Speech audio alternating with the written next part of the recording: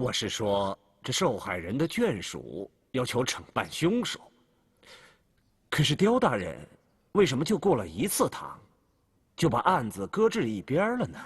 是啊，这一搁可就有大半年了吧？是啊，可这大半年也没见你贾某来催我呀，怎么今天突然着急了呀？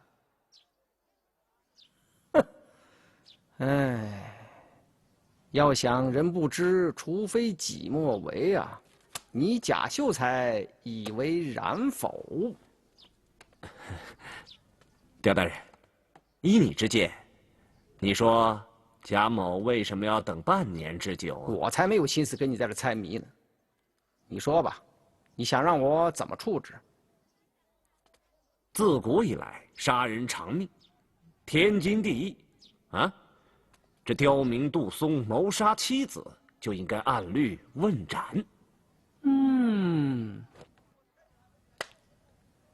好，好，哈哈，说得好，不愧是有名的宋诗啊。每次听你说话，都能从中学到不少东西。可是证据呢？判人死罪总不能像是翻翻嘴皮子那么轻松吧？你得把证据拿出来啊！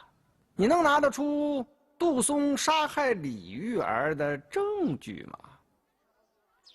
是，此案没有证据。贾某事先已经声明了，没有证据，我凭什么判人偿命？你这不是拿着王法当儿戏，拿着我刁某的乌纱，拿着我刁某的人头下注吗？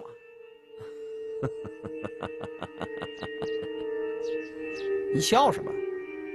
我笑刁大人怎么突然间变成了另一个人了？这可不是你一贯的做派。你贾某人对一件毫不相干的事情如此热情，这也不是你一贯的做派啊。我不是说过了吗？啊，这被害人的胞弟李丁是贾某的朋友，贾某受朋友之托，在你刁大人面前周旋，这也是天经地义的事。是吗？可是刁某审原告李丁的时候，他说案发前并不认识你贾某。可见你贾某热衷于此事，并不是人之常情，而是另有隐情啊！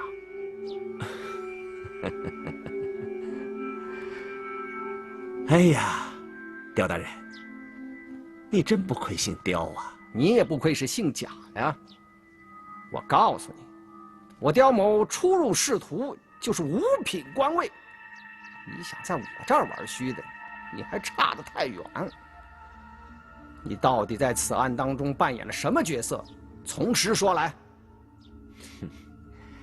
这要是别的清官这样问我，我可能不得不说实话。刁大人今天对我这么认真，是不是有点什么？有点虚张声势吗？哼！你贾秀才做事也太差劲了吧！自己在本案当中不知道捞到了多少好处，倒让本县来替你承担草菅人命、丢官罢职的风险，你这算盘打得也忒精点了吧？在贾某的算盘里，从来就没有少过刁大人的这一份儿。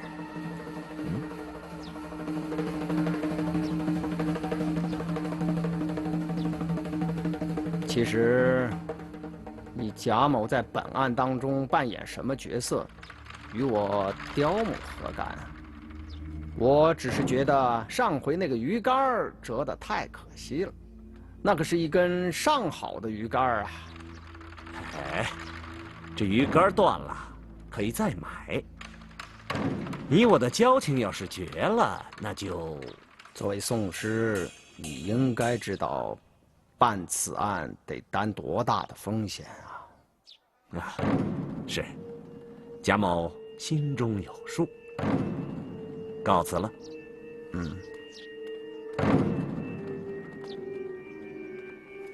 太爷。银票。银票留在身边，终究是个祸害啊。如果能换成银子，太爷，小的明白，我这就去办。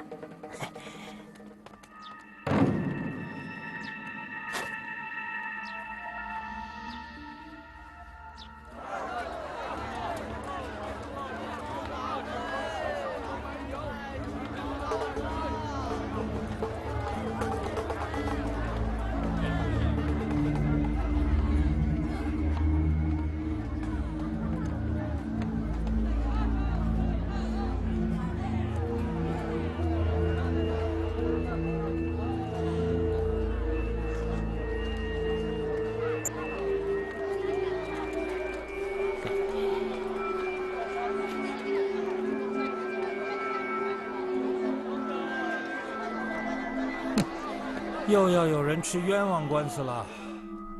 哎，太爷，您请。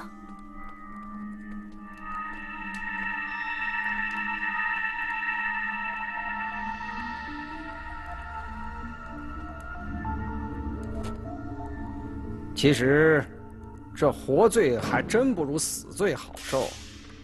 你要认罪说透，也不过就是脖子上面落下一个碗大的疤，这总比受着活罪来得更干脆点吧？怎么样，着了吧？我冤枉啊！我冤枉啊！住口！哼，看起来这活罪还没受够啊！姐姐，回来吧！姐姐，回来吧！姐姐，回来吧！姐姐，回来吧！这车怎么了？轮子掉了，这可怎么办啊？是不是我姐姐的阴魂不想离开婆家呀？姐，婆家把你的命都害了，你有什么不想离开的？姐，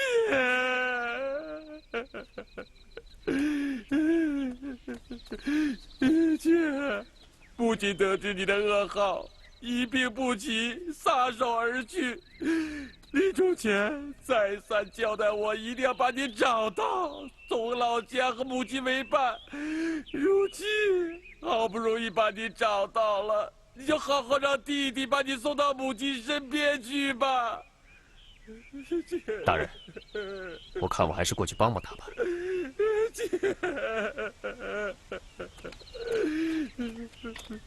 姐，好，这位兄弟，这位兄弟，来，这边来，来，快帮忙卸车。姐，客官，多谢了。啊，不用客气。这位兄弟啊，刚才听你所言，这棺中躺的是令姐是吧？哎，也是英年早逝啊。我和我姐只差1岁，佳姐在这个世上只活了23个年头，就佳姐死得好惨呐！来，抬起来，来这里，好，好。你说你姐姐死于谋杀，那凶手可曾伏法？此案早在半年前就发生了，只是官府一直没有找到佳姐的尸体，案子就一直悬而未决。现在终于找到了，佳姐却只剩下一堆白骨了，我姐好惨呐！这位兄弟，既然官府说半年之前没找到尸骨，那怎么会半年之后又找到了呢？这我也说不清楚。3天前，衙门来人告知，说是桃花河西岸发现了一具无名女尸，让我去相认。我赶去一认，果然就是佳姐的尸骨。时隔半年，一堆白骨，那你是凭什么一眼就认出那是令姐的尸骨呢？要不是我家祖传的一副银镯子，我也不敢确认那就是佳姐。这位兄弟，我想那银镯乃是寻常之物啊，如果没有特殊标记，恐怕也不好认吧？不会的，佳姐所戴的这副银镯，可不是寻常人家的手镯，这是祖传之物。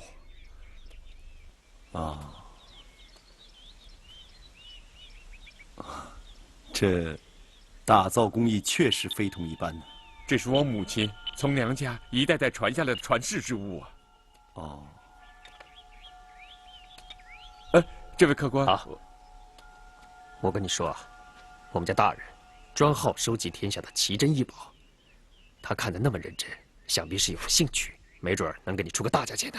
不，这是祖传之物，又是佳姐的遗物，绝对出多大价钱我都不会卖的。车修好了。多谢，要不是壮士元首，靠我们两个怕还抬不动它呢。这位客官，天色不早，在下还要赶路呢。这手镯，要不是传世之物，送给客官有无不可。可这这位兄弟拿好。多谢。车已经修好了，赶快上路吧。好。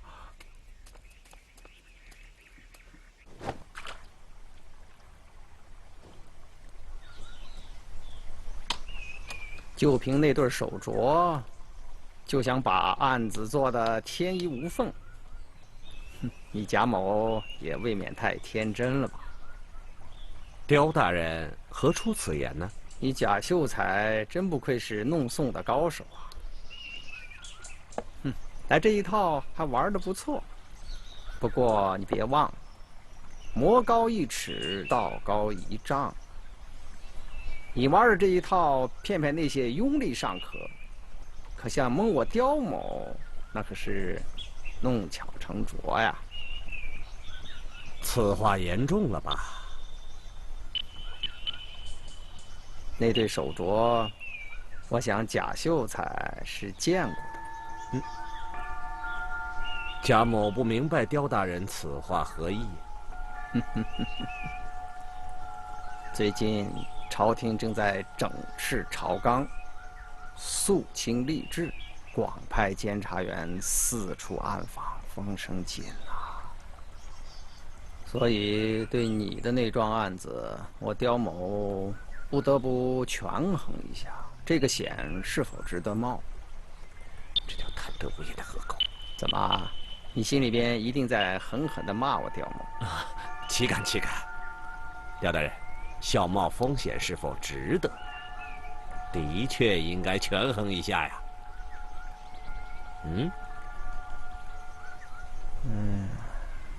这水里边正有条鱼在咬钩，不知道是大鱼还是小鱼啊？这可是300两啊！哎呀，是大鱼！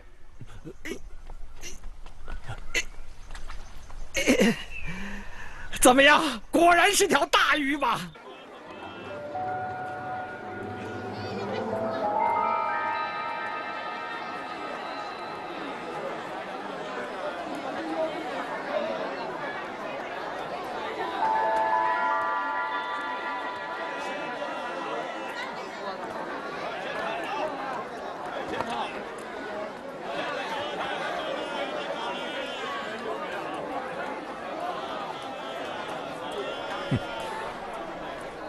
官府衙门八字开，有理没钱别进来呀！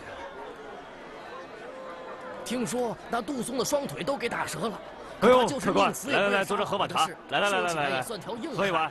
来，我给您沏上。谁知道啊？都是听说，谁亲眼看见了？可衙门里说是。衙门，那些衙门的话，你们信呐？不是。这老话怎么说的？官府衙门八字开，有理没钱别进来。嘿嘿，现在的官府啊，哪个不是掂着银子办的？照你说的，那杜松的案子也有冤情了。嗨，冤不冤的，我倒不敢妄加评论。不过我是觉得这个李氏凶杀案有点怪呀。可不就是怪吗？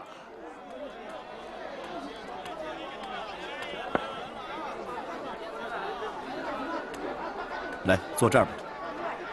二位客官，我这小破棚呢，可是1文钱3大碗的粗茶，您二位啊，您看，再往前100室不远有一个上等的茶馆，您二位是不是？哎，这位老板，我们也算是走过几个码头的，可从来没见过他这种把客人往外轰的生意人。老板，难道说怕我们喝不起你这几碗粗茶？不，我是说啊，您看我这小破棚跟您二位的身份，它不相符啊。就冲您这句话，您这2碗粗茶我喝定了。王五，坐。嘿，得嘞，既然客官不嫌弃，那是小的福分。您坐，我给您沏茶。来，您坐啊。好。哎，我给您沏上。好，多谢多谢。我儿子有救了！哎，这是怎么回事？你们听见了没有啊？你们听见了没有啊？听见什么呀？我的儿有救了！我的儿有救了！你们听见了没有啊？我儿子有救了！儿子有救了！什么？要说那杜松杀妻案，怪呀，就怪在那尸骨上。哎，您给说说。还行，哎，想当初那个杜松被打得断胳膊折腿儿，愣是交不出李氏尸体。可过了半年了，怎么又突然发现尸体了？你说这事儿怪不怪？哎，听说李氏的尸骨是有人挖地时挖到的。什么？您说那是挖地挖出来的？哎，前2天。这杜松的小舅子来我店里买了口寿材，说是要接他姐姐的尸骨回娘家。嗨，那口寿材是我送的城北桃花渡西岸的。我到那儿一看，心里就犯疑呀，那是一个乱石滩呐，谁吃饱了撑的跑到那儿刨什么地呀？哎，巧了，一刨子就刨出冤尸来。哎，要我说啊。这杜松杀妻案的真凶是谁，还不好说呀。哎，好了，你们聊吧。哎，四叔，怎么走啊？就是不，祸从口出啊！不想多说了。哎，想不到四叔也有怕事的时候啊！啊，嘿嘿，这年头，所有的人都怕死。唯独我这开棺材店铺的不怕死。有一天真没活路了，那就选一口称心的往里一躺，哎，便入了千年梦乡。怕什么呀？啊，走了。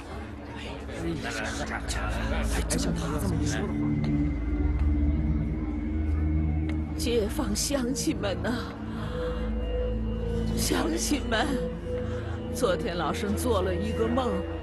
玉皇大帝派神仙下凡来救我的松儿了，我松儿有救了。乡亲们呐，乡亲们，你们听见了没有啊？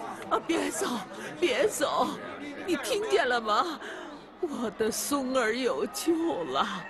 等他出来以后，我们磨豆浆给你们乡亲们喝，我还要把豆浆送给玉皇大帝。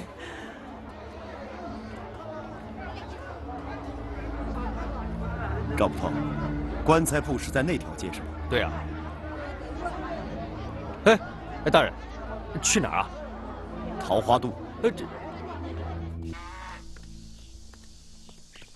娃娃，这里是桃花渡吗？是的。我跟你们说啊，想过河啊，等明天啊。这船被人包了啊！这等回去吧，我家里哥哥正生病呢，等我马要回去呢。你行行好，渡我们过河吧，大哥，我求求你了。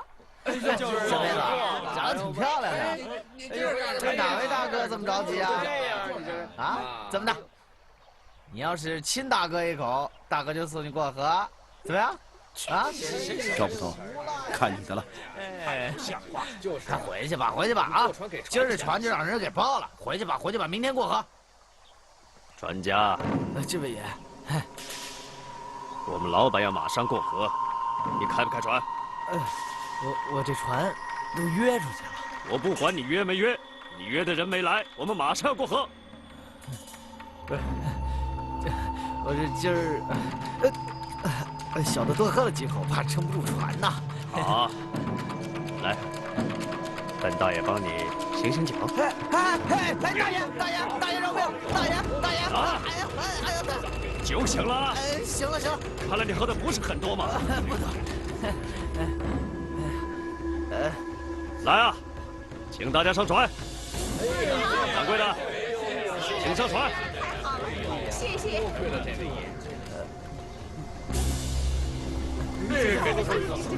走吧。慢点啊！哎呦！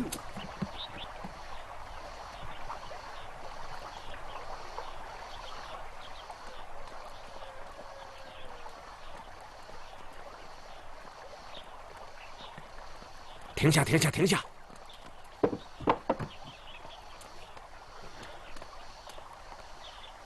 嗯？这船呢？这个王八蛋！这个王八蛋！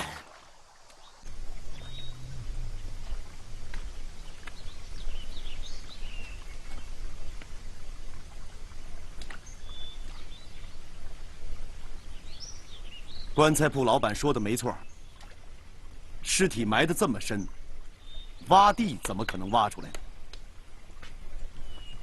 哎，大人，那就说挖地的人事先就知道尸首埋在这儿啊？哎，照这个推理的话，那这个挖地人很可能就是作案人。这个凶手为什么要把埋了半年之久的秘密重新揭开呢？哎，这个案子还真有点扑朔迷离啊。不过有一点是肯定的，官府根本没找到真正的被害人。什么？大人，你是说，发现的尸骨不是那被害人的，可那是他亲属认准的。凭什么认准的？那对手镯吗？对呀，就是那对手镯，破绽最大。稳一点，快，走，稳一点。慢点啊！秀才老爷，你跑哪儿去了？秀才老爷，刚才过河那小子太蛮横了，硬逼着我过河，差点耽误您老人家，对不起啊！行，快，走！来，慢点啊！哎，您站好了啊，好。哎，走了。好了，快走！您站好啊！来，慢点。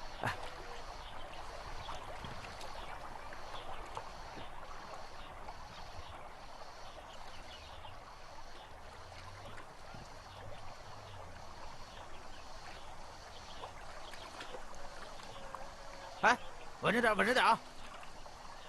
哎，秀才老爷，您慢啊！哎呀呵！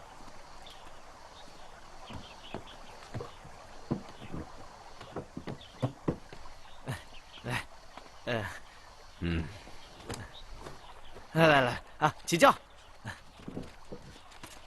慢走啊，慢走。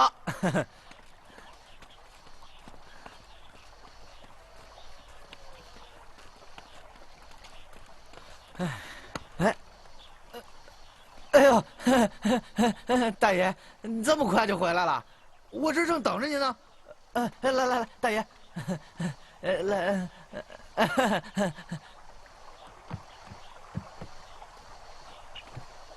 慢点啊！哎，开船，啊！哎，稳着点啊！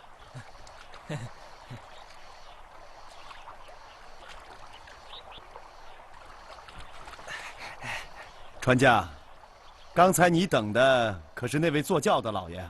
哎呦，这个可是本地有名讼师，打什么官司都能赢，也难怪人家是秀才嘛。哎，说起这个官司，现在全城人都在谈论一桩人命官司，你知道吗？哎呀，你说的是那豆腐房老板杜松杀老婆那案子吧？哎，王母，咱们在茶馆听说的是船家说的这桩案子吗？好像是这件。好像是。这案子大半年了，前2天才结案的。哦，人家可都说，这个尸骨就是在这条河边上找到的。试想，这河边就你这么一艘渡船，想必你是知道啊。这个不知道。不对，船家，这可不对。你这话说的，此地无银300两啊！您这什么意思？你看，人家都说呀，这个尸骨呢是在河对岸的山脚下找到的，那么棺材就得用你这条船渡过去。你不知道，那你不是怕沾官司吗？我怕沾官司啊？不是吹，这官司要不是我，他结不了案。真的？那当然。来，我们呢出门在外别无所好，就喜欢打听个奇闻异事。来说说。没什么好说的。哎，你什么意思啊你？你知道我们老板爱听奇闻异事，你偏卖这关子是不是？早知道这样，你干脆别放屁啊你！哎，行了啊！要说也无所谓。哎，就这案子，为什么玄哥大半年才结案，知道吗？初来乍到又没人说过，我们怎么会知道呢？就因为那尸体没找到。尸体这倒听说了，好像尸体找着没有几天，你说是吧？找着这尸体的呀，还是我呢。哦，真的？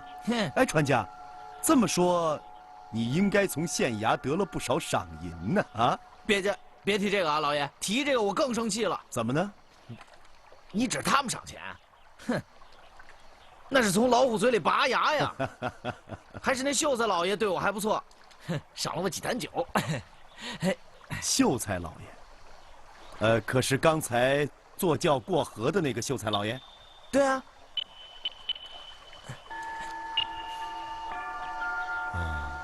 王五啊，刚才那3头牛犊可不错呀，啊，贩到江东一定能赚个好价钱。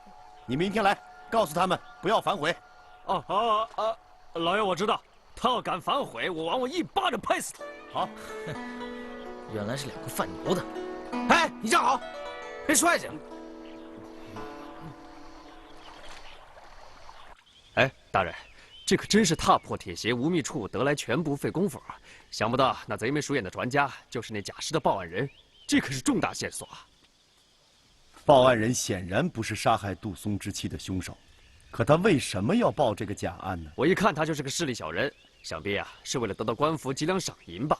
可他刚才明明说没有得到官府1文钱赏银呢。而且既然那尸骨不是被害人李氏，那么那对银镯子又是从何而来呢？哎，对了，他刚才说那个秀才老爷给过他几坛好酒，那个秀才老爷为什么给他几坛子好酒呢？就是说，这秀才和船家之间还有什么瓜葛？大有文章，就是咱们不知道这个文章是怎么做的呀。大人，您在这稍等，我回去把那船家灌上一顿河水，还怕他不说？哎，算了，现在可以不必惊动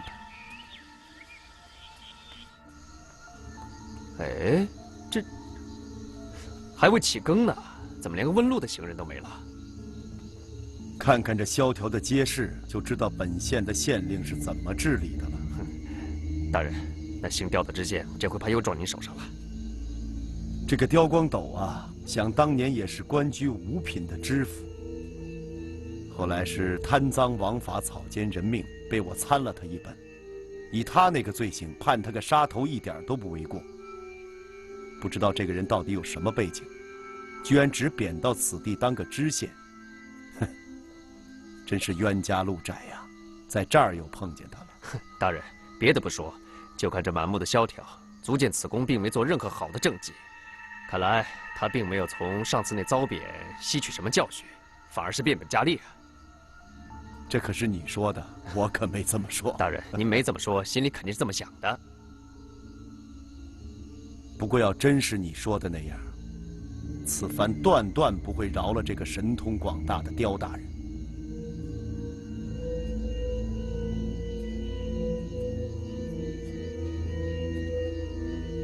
哎，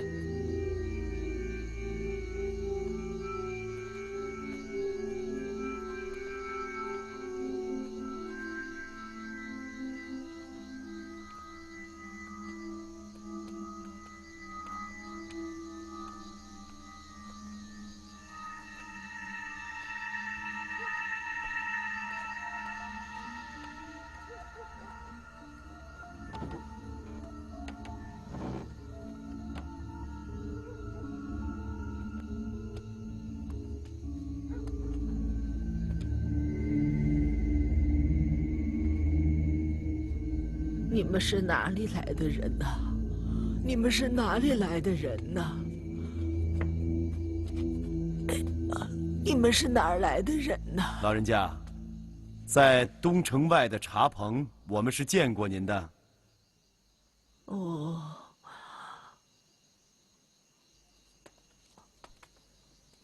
我做了一个梦，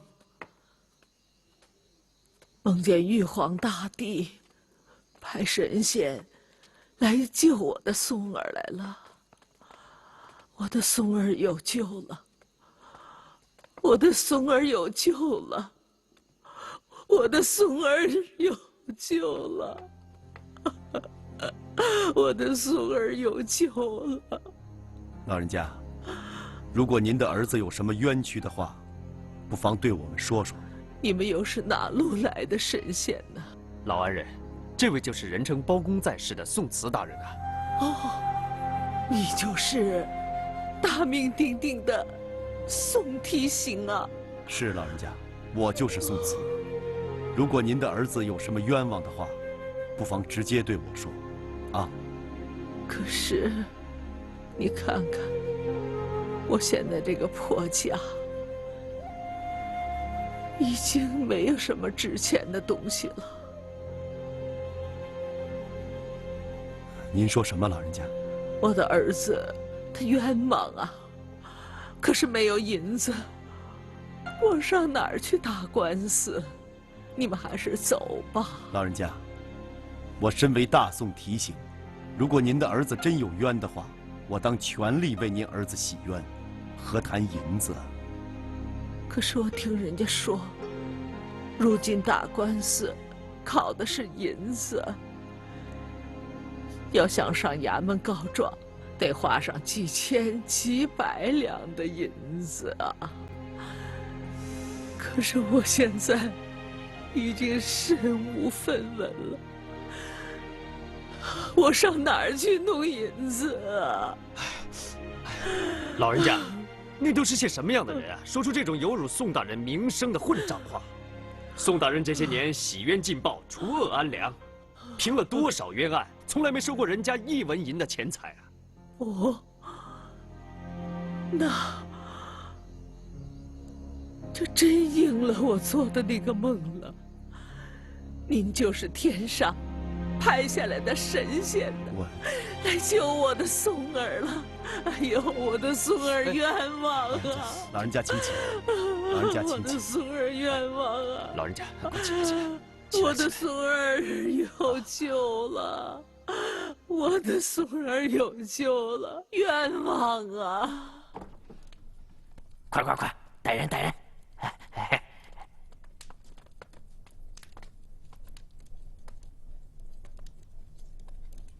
杜松啊，本县是来给你贺喜的。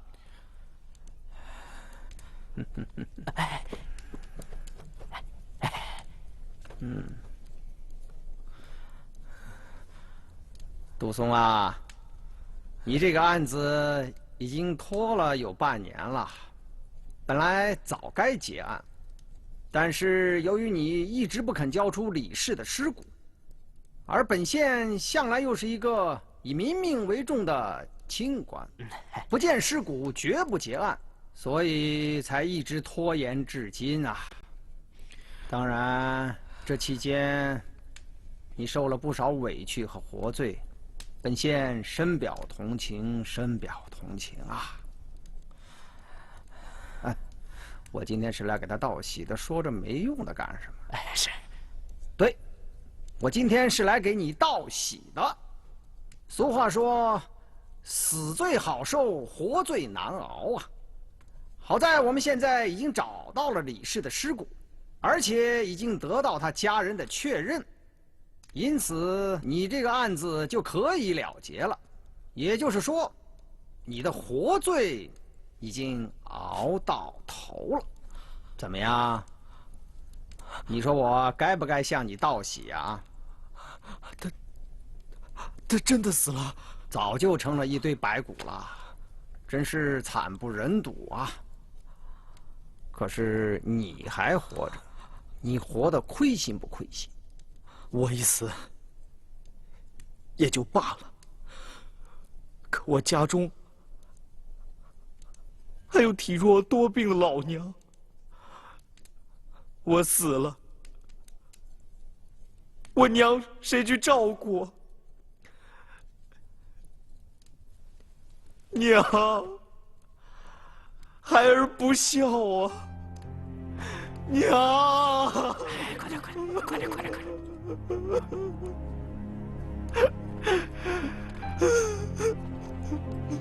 那是在我媳妇儿离家出走的3个月之后，也不知道从哪儿传出这么一种谣言，就这么一传十啊，十传百的，说我儿子把他的媳妇儿给杀了，可是就没有一个人亲眼看见我儿子把媳妇儿杀了。他舅爷也就是因为这个才告的状。那个县官他逼我儿子交出他媳妇儿来，可我儿子交不出来呀，他就对我儿子严刑拷打，百般折磨。老人家，在李氏失踪之前，家里面可有过什么异常的情况发生啊？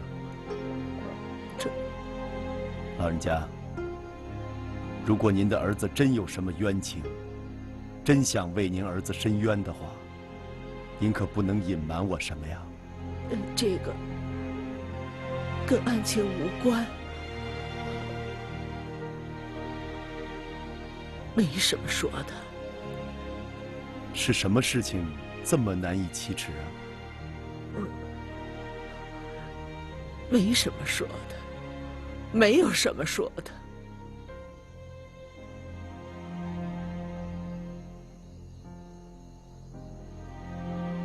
老人家，在李氏失踪之前，他是不是有过不守妇道、非礼越轨之举啊？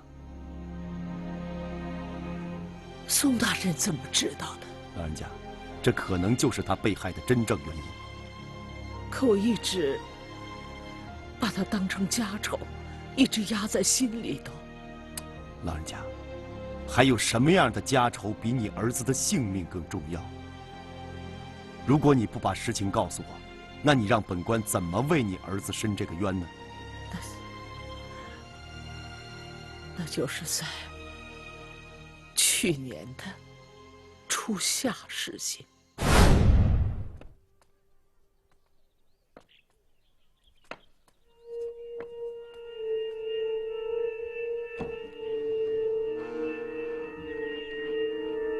我把你比作一朵花。你说什么？你把我比作了什么？我把你比作一朵好花，不过好花也该插在花瓶里让人观赏，不应该在这豆腐渣里不见天日。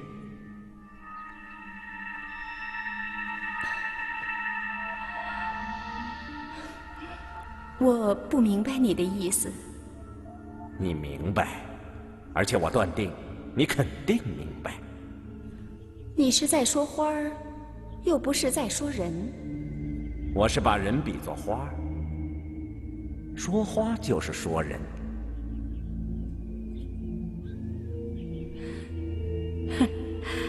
算了，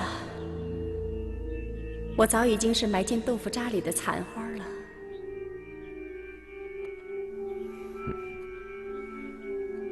像你这样一个绝代佳人，是不应该在这低贱的作坊里的。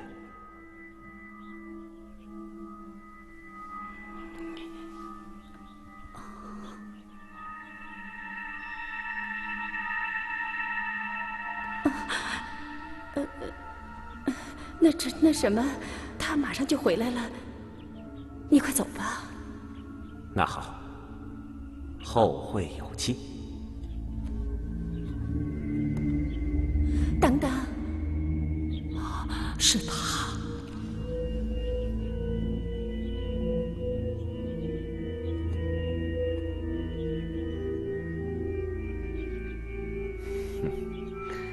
我明白了。你明白什么了？我什么也没说呀。你不但模样长得好，而且是绝顶聪明。那好，就算你什么也没说，都是我说的，行吧？什么？后会有期。别忘了，我家那黄金花瓶永远为你留着。